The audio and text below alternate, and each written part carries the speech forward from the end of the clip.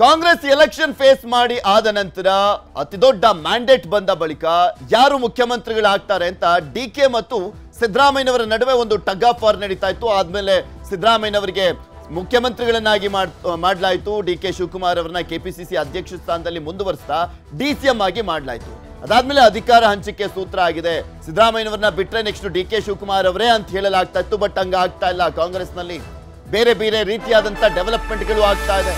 ಬೇರೆ ನಾಯಕರು ಕೂಡ ಟವಲ್ ಆಗ್ತಾ ಇದ್ದಾರೆ. ಬೆಳಗಾವಿ ಸಾಹುಕಾರ್ ಸೈಲೆಂಟ್ ಆಪರೇಷನ್ ಮಾಡ್ತಾ ಇದ್ದಾರೆ ಅಂತ ಹೇಳಲಾಗ್ತಾ ಇರುವಂತದ್ದು. ಸತೀಶ್ ಜಾರಕಿಹೊಳಿ ಸೈಲೆಂಟ್ ಗೇಮ್ ಶುರುವಾಯ್ತಾ? ಹಾಗಾದ್ರೆ ಸಿದ್ದರಾಮಯ್ಯ ಕೆಳಗಿಳಿದ್ರೆ ಸಿಎಂ ಸ್ಥಾನಕ್ಕೆ ಪಟ್ಟನ್ನ ಹಿಡಿಲಿಕ್ಕೆ ಏನೇನೆಲ್ಲ ಒಂದು ಪ್ರಮುಖಾಂಶಗಳನ್ನ ರೆಡಿ ಮಾಡ್ಕೊಳ್ಬೇಕು, ವೇದಿಕೆಯನ್ನ ಸಿದ್ಧ ಮಾಡ್ಕೊಳ್ಬೇಕು, ಸಪೋರ್ಟ್ ಅನ್ನ ಪಡ್ಕೊಳ್ಬೇಕು, ಎಲ್ಲವನ್ನೂ ರೆಡಿ ಮಾಡ್ಕೊಂಡಿದ್ದಾರೆ. ಡಿಕೆಶಿಗೆ ಅವಕಾಶವನ್ನ ತಪ್ಪಿಸ್ಲಿಕ್ಕೆ ಸಾಹುಕಾರ್ ಪ್ಲಾನ್ ಅನ್ನ ಮಾಡ್ಕೊಂಡಿರುವಂತದ್ದು. 40 ಶಾಸಕರ ಜೊತೆ ಸತೀಶ್ ನಿರಂತರವಾಗಿ ಸಂಪರ್ಕದಲ್ಲಿದ್ದಾರೆ. ನೋಡಿ, ಎಂತದ್ದಾದ್ರೂ ಸಂದರ್ಭ ಬಂದ್ರೆ, ಸಿದ್ದರಾಮಯ್ಯನವರನ್ನ ಕೆಳಗಿಳಿಸುವಂತ ಸಂದರ್ಭ ಬಂದ್ರೆ ನೀವೆಲ್ಲರೂ ಕೂಡ ನನಗೆ ಸಪೋರ್ಟ್ ಕೊಡಿ, ನಾನು ನಿಮ್ಮ ಪರವಾಗಿದ್ದಿರ್ತೀನಿ ಯಾವಾಗಲೂ ಕೂಡ.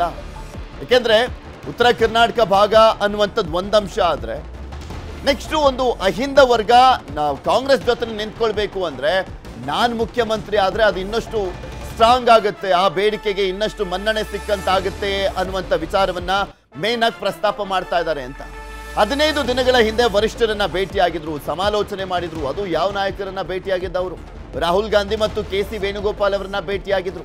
ಅಷ್ಟು ಈಸಿ ಅಲ್ಲ ರಾಹುಲ್ ಗಾಂಧಿ ಮತ್ತೆ KC ವೇಣುಗೋಪಾಲ್ ಅವರನ್ನ ಭೇಟಿ ಮಾಡುವಂಥದ್ದು ಸದ್ಯದ ಪರಿಸ್ಥಿತಿಯಲ್ಲಿ. ಅವ್ರು ಏನಾದರೂ ಟೈಮ್ ಕೊಟ್ರೆ ಅಷ್ಟೇ ಭೇಟಿ ಮಾಡ್ಲಿಕ್ಕೆ ಸಾಧ್ಯ. ಅಂಥದ್ರಲ್ಲಿ ಹೋಗಿ ಭೇಟಿ ಮಾಡಿದ್ದಾರೆ ಅಂದ್ರೆ ಯಾವ ರೀತಿಯಾಗಿ ಸತೀಶ್ ಜಾರಕಿಹೊಳಿ ಅವರು ವೇದಿಕೆಯನ್ನ ರೆಡಿ ಮಾಡ್ಕೊಳ್ತಾ ಇದ್ದಾರೆ, ಅಖಾಡಕ್ಕೆ ಸಿದ್ಧರಾಗಿದ್ದಾರೆ ಗೊತ್ತಾಗ್ತಾ ಇದೆ. ಸಿಎಂ ಬದಲಾವಣೆ ಸನ್ನಿವೇಶ ಬಂದ್ರೆ ಶಕ್ತಿ ಪ್ರದರ್ಶನಕ್ಕೆ ಮುಂದಾಗುವಂತ ಎಲ್ಲ ಚಾನ್ಸಸ್ ಇದೆ. ಸಿಎಂ ಕುರ್ಚಿ ಸಿಗದಿದ್ರೆ ಅಟ್ಲೀಸ್ಟ್ DCM ಸ್ಥಾನವಾದ್ರೂ ಫಿಕ್ಸ್ ಮಾಡ್ಕೊಳ್ಳುವಂತ ನಿಟ್ಟಿನಲ್ಲಿ ಈ ರೀತಿಯಾದಂತ ಒಂದು ಪ್ಲಾನ್ ಅನ್ನ ರೂಪಿಸಲಾಗಿದೆಯಾ ಅಂತ. ಯಾಕೆಂದ್ರೆ ಒಂದ್ ಸಿಗದೆ ಹೋದ್ರೆ ಅಟ್ಲೀಸ್ಟ್ ಇನ್ನೊಂದು ಸಿಗ್ಲಿ. ಯಾಕೆಂದ್ರೆ ಬರೀ ಸಚಿವ ಆಗೋದ್ರ ಬದಲು ಬೇರೆ ಇನ್ನೊಬ್ಬರನ್ನ ಯಾರನ್ನಾದ್ರೂ ಮುಖ್ಯಮಂತ್ರಿ ಮಾಡಿದ್ರೆ, ಸಿದ್ದರಾಮಯ್ಯನವರನ್ನ ಕೆಳಗಿಳಿಸಿ ಅಕಸ್ಮಾತ್ ಇನ್ನೊಬ್ಬರನ್ನ ಯಾರಾದ್ರೂ DK ಶಿವಕುಮಾರ್ ಏನಾದ್ರೂ ಮುಖ್ಯಮಂತ್ರಿ ಆದ್ರೆ ಅಥವಾ ಪರಮೇಶ್ವರ್ ಅವರು ಏನಾದ್ರೂ ಮುಖ್ಯಮಂತ್ರಿ ಆದ್ರೆ ನಾನು ಅಟ್ಲೀಸ್ಟ್ ಉಪಮುಖ್ಯಮಂತ್ರಿ ಆಗ್ಬೋದಲ್ಲ. ಅದು ಮುಖ್ಯಮಂತ್ರಿ ಸ್ಥಾನಕ್ಕೆ ಕಲ್ಲು ಹೊಡೆದ್ರೆ ಅಟ್ಲೀಸ್ಟ್ ಉಪಮುಖ್ಯಮಂತ್ರಿ ಸ್ಥಾನ ಸಿಗುವಂತ ಸಾಧ್ಯತೆ ಇದೆ ಅನ್ನುವಂತ ಲೆಕ್ಕಾಚಾರದಲ್ಲಿ ಟವಲ್ ಅನ್ನ ಹಾಕ್ತಂತೆ ಕಾಣಿಸ್ತಾ ಇದೆ. ಯಾಕೆಂದ್ರೆ ಸತೀಶ್ ಜಾರಕಿಹೊಳಿ ಅವರ ಮಾತುಗಳನ್ನ ನಾವು ನೋಡ್ತಾ ಇದೀವಿ. ನಾನು ಏನಿದ್ರು ಕೂಡ ಮುಖ್ಯಮಂತ್ರಿ ಸ್ಥಾನವನ್ನ 2028ಕ್ಕೆ ಕ್ಲೈಮ್ ಮಾಡ್ತೀನಿ ಅಂತ ಹೇಳ್ತಾನೆ ಅಖಾಡವನ್ನ ರೆಡಿ ಮಾಡ್ಕೊಳ್ತಾ ಇದ್ದಾರೆ. ಇದೆಲ್ಲದ್ರ ಬಗ್ಗೆ ಮತ್ತಷ್ಟು ಮಾಹಿತಿಯನ್ನ ಕೊಡ್ತಾ ಹೋಗ್ತಾರೆ ನಮ್ಮ ಪ್ರತಿನಿಧಿ ಕೃಷ್ಣ. ನಮ್ಮ ಜೊತೆ ನೇರ ಸಂಪರ್ಕದಲ್ಲಿ ಜಾಯ್ನ್ ಆಗ್ತಾ ಇದ್ದಾರೆ. ಕೃಷ್ಣ, ನೋಡ್ತಾ ಇದೀವಿ ಕಾಂಗ್ರೆಸ್ನಲ್ಲಿ ಯಾವ್ಯಾವ ರೀತಿಯಾದಿ ಬೆಳವಣಿಗೆಗಳು ನಡೀತಾ ಇದಾವೆ, ಸಂಚಲನವನ್ನ ಸೃಷ್ಟಿ ಮಾಡ್ತಾ ಇರುವಂತದ್ದು. ಸಿದ್ದರಾಮಯ್ಯನವರು ಇನ್ನೂ ಕೆಳಗೆ ಇಳಿಸಿಲ್ಲ. ಹೈಕೋರ್ಟ್ನಲ್ಲಿ ವಾದ ಪ್ರತಿವಾದ ನಡೆದು ತೀರ್ಪನ್ನ ಕಾಯ್ದಿರಿಸುವಂತ ಈ ಸಂದರ್ಭದಲ್ಲಿ ನಾನು ಸಿಎಂ ಅಂತ ಪ್ರತಿಯೊಬ್ಬರು ಕೂಡ ಟವಲ್ ಅನ್ನ ಹಾಕ್ತಾ ಇದ್ದಾರೆ. ಅದರ ಜೊತೆಗೆ ಸತೀಶ್ ಜಾರಕಿಹೊಳಿ ಅವರು 40 ಜನ ಶಾಸಕರನ್ನ ಸಂಪರ್ಕ ಮಾಡಿರುವಂತದ್ದು ಅಂತ ಏನ್ ಹೇಳ್ತಾ ಇದ್ದಾರಂತೆ. ಸಂಪರ್ಕ ಮಾಡ್ತಾ ಶಾಸಕರ ಜೊತೆ ಯಾವ ರೀತಿಯ ಅಖಾಡವನ್ನ ರೆಡಿ ಮಾಡ್ಕೊಂಡಿದ್ದಾರೆ ಸತೀಶ್ ಜಾರಕಿಹೊಳಿ?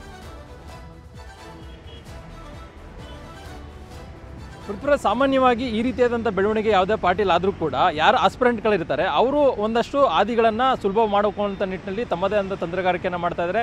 ಆ ಒಂದು ಸಾಲಿನಲ್ಲಿ ಸಚಿವ ಸತೀಶ್ ಜಾರಕಿಹೊಳಿ ಪ್ರಭಾವವಾಗಿ ಇರುವಂಥದ್ದು. ಈಗಾಗಲೇ ಸಚಿವ ಸತೀಶ್ ಜಾರಕಿಹೊಳಿ ಕೂಡ DCM ಸ್ಥಾನದ ಪ್ರಬಲ ಆಕಾಂಕ್ಷಿಯಾಗಿದ್ದರು.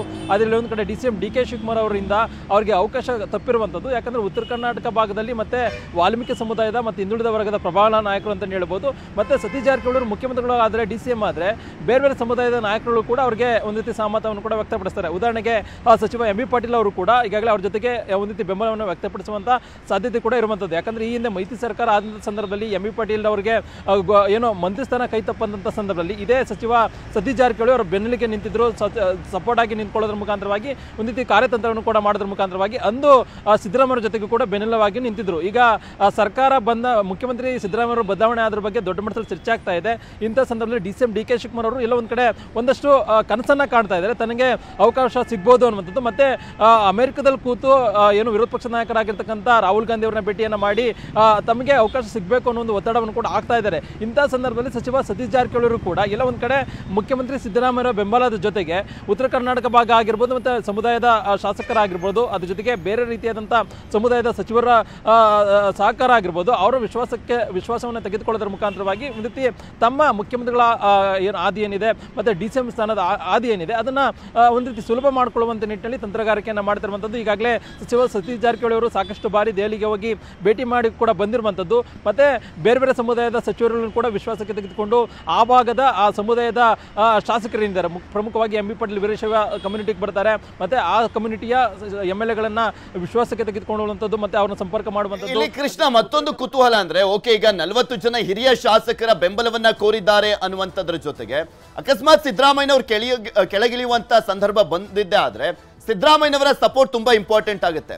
ಸಿದ್ದರಾಮಯ್ಯನವರು ಕೂಡ ಬ್ಯಾಕ್ ಬೋನ್ ಅಲ್ಲಿ ನಿಂತ್ಕೊಂಡ್ಬಿಟ್ಟು ಅವರಿಗೆ ಬೆಂಬಲವನ್ನ ಕೊಡಿಸ್ತಾ ಇದ್ದಾರಾ ಅಂತ ಸತೀಶ್ ಜಾರಕಿಹೊಳಿ ಅವರಿಗೆ, ಸಿದ್ದರಾಮಯ್ಯನವರ ಬಣದ ಶಾಸಕರನ್ನೇ ಮೇನ್ ಆಗಿ ಟಾರ್ಗೆಟ್ ಮಾಡಿ ಅಪ್ರೋಚ್ ಮಾಡ್ತಾ ಇರೋದಾ ಅಂತ ಸತೀಶ್ ಜಾರಕಿಹೊಳಿ? ಖಂಡಿತವಾಗ್ಲೂ ಪೃಥ್ವಿರಾಜ್, ಆ ಮಾತು ಕೂಡ ಅಲೆಗಳೆಯುವುದಕ್ಕೆ ಇದಿಲ್ಲ. ಯಾಕಂದರೆ ಮುಖ್ಯವಾಗಿ ಈಗಾಗಲೇ ಸಚಿವ ಸತೀಶ್ ಜಾರಕಿಹೊಳಿ ಅವರು ಕೂಡ ಮುಖ್ಯಮಂತ್ರಿ ಸಿದ್ದರಾಮಯ್ಯ ಆಪ್ತ ಅಂತಲೇ ಹೇಳ್ಬೋದು. ಮತ್ತು ಸಿದ್ದರಾಮಯ್ಯ ಅವರು ರಾಜಕೀಯಕ್ಕೆ ಬಂದಂಥ ಸಂದರ್ಭದಲ್ಲಿ ಇದೇ ಸತೀಶ್ ಜಾರಕಿಹೊಳಿ ಅವರು ಒಂದು ರೀತಿ ರಾಜಕೀಯವಾಗಿ ಅವರಿಗೆ ಸಪೋರ್ಟನ್ನು ಮಾಡಿದ್ದಾರೆ, ಆರ್ಥಿಕವಾಗಿಯೂ ಕೂಡ ಸಪೋರ್ಟನ್ನು ಕೂಡ ಮಾಡಿದ್ದಾರೆ. ಆ ಕಾರಣಕ್ಕೋಸ್ಕರವಾಗಿಯೇ ಆ ಒಂದು ಒಲವು ಮುಖ್ಯಮಂತ್ರಿ ಸಿದ್ದರಾಮಯ್ಯ ಅವರಿಗೆ ಸತೀಶ್ ಜಾರಕಿಹೊಳಿ ಮೇಲೆ ಇರುವಂಥದ್ದು. ಆ ಕಾರಣಕ್ಕೋಸ್ಕರವಾಗಿ ಏನಾದರೂ ತಮಗೆ ಸಂಕಷ್ಟ ಬಂದಂಥ ಸಂದರ್ಭದಲ್ಲಿ ಇದೇ ಸಚಿವ ಸತೀಶ್ ಜಾರಕಿಹೊಳಿ ಅವರನ್ನ ಆ ಒಂದು ಸ್ಥಾನದಲ್ಲಿ ಕೂರಿಸುವಂಥ ಲೆಕ್ಕಾಚಾರವನ್ನು ಕೂಡ ಈಗಾಗಲೇ ಸಿದ್ದರಾಮಯ್ಯ ಕೂಡ ಮಾಡ್ಕೊಂಡಿದ್ದಾರೆ ಅನ್ನೋದ್ರ ಕೂಡ ಹೇಳಲಾಗ್ತಾ ಇದೆ. ಅದ್ರ ಜೊತೆಗೆ ಡಾಕ್ಟರ್ ಜಿ ಪರಮೇಶ್ವರ್ ಅವರು ಕೂಡ ಎಲ್ಲ ಒಂದು ಕಡೆ ಆಸ್ಪಿರೆಂಟ್ ಆಗಿದ್ದಾರೆ. ಆದರೆ ಅಷ್ಟು ಮಟ್ಟಿಗೆ ಶಾಸಕರು ಅವರಿಗೆ ಬೆಂಬಲವನ್ನು ಕೊಡ್ತಾ ಇಲ್ಲ. ಆದರೆ ಸಿದ್ದರಾಮಯ್ಯರಿಗೆ ಒಂದು ಮನಸ್ಸಿದೆ, ಯಾಕಂದರೆ ಈ ಹಿಂದೆ ಅವರು ಸೋತಿದ್ದಾರೆ, ಅಧ್ಯಕ್ಷರಾಗಿದ್ದರು, ಅವ್ರಿಗೆ ಅವಕಾಶ ಸಿಕ್ಕಿಲ್ಲ, ದಲಿತರಿಗೂ ಕೂಡ ಅನ್ಯಾಯ ಆಗಿದೆ ಅನ್ನೋದ್ರ ಬಗ್ಗೆ ಕೂಡ ಅವ್ರ ಮನಸ್ಸಲ್ಲಿದೆ. ಹೀಗಾಗಿ ಪರಮೇಶ್ವರನಾದರೂ ಮಾಡ್ಬೋದು ಅಥವಾ ಸಚಿವ ಸತೀಶ್ ಜಾರಕಿಹೊಳಿನಾದರೂ ಮಾಡ್ಬೋದು. ಈ ಎರಡು ಆಪ್ಷನ್ ಈಗ ಮುಖ್ಯಮಂತ್ರಿಗಳ ಆಪ್ತ ವಲಯದಲ್ಲಿ ಚರ್ಚೆ ಆಗ್ತಾ ಇದೆ. ಆ ಕಾರಣಕ್ಕೋಸ್ಕರವಾಗಿಯೇ ಸಚಿವ ಸತೀಶ್ ಜಾರಕಿಹೊಳಿ ಅವರು ಮುಖ್ಯಮಂತ್ರಿ ಸ್ಥಾನಕ್ಕೆ ಏನೆಲ್ಲ ಮಾಡಬೇಕು ಅದನ್ನೆಲ್ಲ ಕಾರ್ಯತಂತ್ರವನ್ನು ಮಾಡ್ತಾ ಇದ್ದಾರೆ. ಅಂತಿಮವಾಗಿ ಮುಖ್ಯಮಂತ್ರಿ ಸಿದ್ದರಾಮಯ್ಯ ಬೆಂಬಲ ಮತ್ತು ಸಹಕಾರವನ್ನು ತೆಗೆದುಕೊಂಡೇ ಮುಂದೆ ನಡೆಯುವಂಥ ನಿಟ್ಟಿನಲ್ಲಿ ಕೂಡ ತಂತ್ರಗಾರಿಕೆಯನ್ನು ಮಾಡಿದ್ದಾರೆ. ಒಂದು ವೇಳೆ ಏನಾದರೂ ಮುಖ್ಯಮಂತ್ರಿ ಸ್ಥಾನ ಸಿಕ್ಕಿಲ್ಲ ಅಂತಂದರೆ DCM ಸ್ಥಾನ ಸಿಗ್ಬೋದು ಅನ್ನೋ ಒಂದು ಲೆಕ್ಕಾಚಾರದ ಆಧಾರದ ಮೇಲೆ ಈಗ DCM ಸಚಿವ ಸತೀಶ್ ಜಾರಕಿಹೊಳಿ ಅವರು ಕಾರ್ಯತಂತ್ರವನ್ನು ಮಾಡ್ತಾ ಇದ್ದಾರೆ. ಈಗ ಸರ್ಕಾರದಲ್ಲಿ ಒಂದು ವೇಳೆ DK ಶಿವಕುಮಾರ್ ಅವರು ಮುಖ್ಯಮಂತ್ರಿ ಆದರೆ ಸತೀಶ್ ಜಾರಕಿಹೊಳಿ ಅವರು DCM ಆದರೆ ಬರ್ತಕ್ಕಂಥ ಬೇರೆ ಚುನಾವಣೆ ಬಂದಂಥ 2028ಕ್ಕೆ ಮತ್ತೆ ಚುನಾವಣೆ ಆದಂಥ ಸಂದರ್ಭದಲ್ಲಿ ಕಾಂಗ್ರೆಸ್ ಅಧಿಕಾರಕ್ಕೆ ಬಂದರೆ ಆಗ ತಾವು ಮುಖ್ಯಮಂತ್ರಿ ಆಗ್ಬೋದು ಅನ್ನೊಂದು ಲೆಕ್ಕಾಚಾರದಲ್ಲಿ ಸಚಿವ ಸತೀಶ್ ಜಾರಕಿಹೊಳಿ ಕಾರ್ಯತಂತ್ರವನ್ನು ಮಾಡ್ತಿರುವಂತದ್ದು. ಪೃಥ್ವಿರಾಜ್, ಕನ್ನಡಿಗರ ನೆಚ್ಚಿನ ನ್ಯೂಸ್ 18 ಕನ್ನಡ ಈಗ ವಾಟ್ಸ್ಆಪ್ನಲ್ಲೂ ಲಭ್ಯ. ಕರ್ನಾಟಕ, ದೇಶ ವಿದೇಶಗಳ 360 ಡಿಗ್ರಿ ಸುದ್ದಿಯ ವಿವರಗಳನ್ನ ನಿಮ್ಮ ಕೈ ಬೆರಳುಗಳಲ್ಲೇ ಪಡಿಲಿಕ್ಕೆ ಈ QR ಕೋಡ್ ಅನ್ನ ಸ್ಕ್ಯಾನ್ ಮಾಡಿ, ನಮ್ಮ ಚಾನಲ್ ಫಾಲೋ ಮಾಡಿ, ನೋಟಿಫಿಕೇಶನ್ ಆನ್ ಮಾಡಿ.